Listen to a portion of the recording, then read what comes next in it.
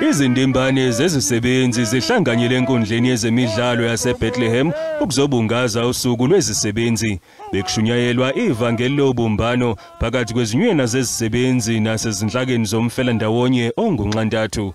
Umholi wekhosathu uzingiswa Lusi uthi ubunye phakathi kwabo njengamadlela ndawonye buzoqinisekisa ukuthi balinqoba ukhetho likazwelonke ngonyaka ozayo. We must go to the elections in 2024.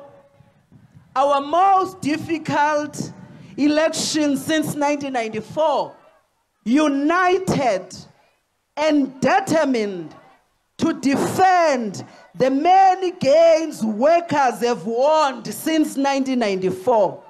Umengameli we-ANC uCyril Ramaphosa wethembise ukuxazulula izingqinamba ezibhekene nezisebenzi kwazise iningi lezinyunyana ezimele izisebenzi ezingaphansi kahulumeni zisanda kwemukela ukunyuselwa imiholo ngo-7.5% emva kochungechunge lwembhikisho.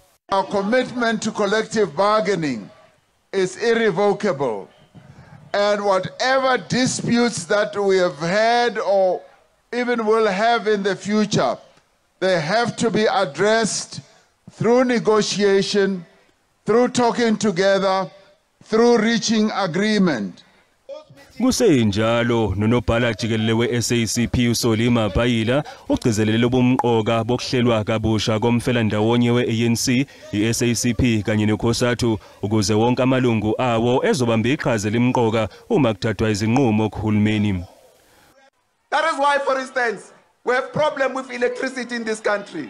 Partly is because of these austerity measures. We have problem about the public sector wage deal.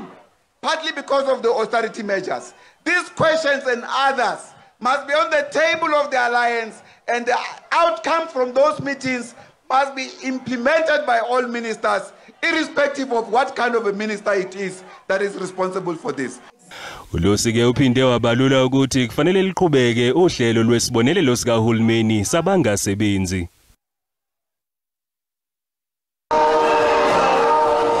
Kusenjalo amalungu enyunyana e-Nehawu asebenzisela lusuku lwezisebenzi ukuzwakalisa ukukhathazeka kwawo ngokwenyuswa kwemiholo ngamaphesenti amathathu nabakuchaza ngokuthi kuyinhlamba lokhulu. Outside collective agreement, government implemented 3% without collective agreement. That is why as Nehawu, early this year in March, we have a national strike where we're demanding the government to ensure that is respect collective bargaining number 1. Izisebenzi ezingajabule zifuna imiholo engcono. We are working under difficult conditions.